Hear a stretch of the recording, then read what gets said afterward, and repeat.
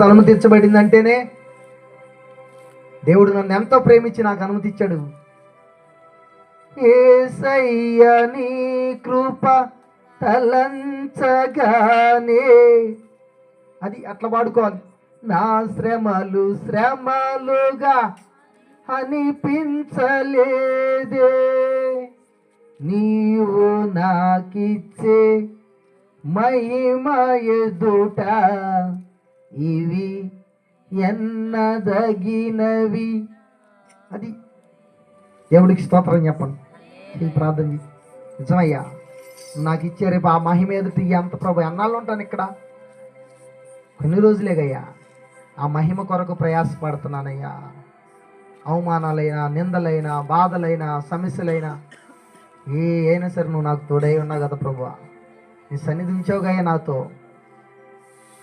ఏ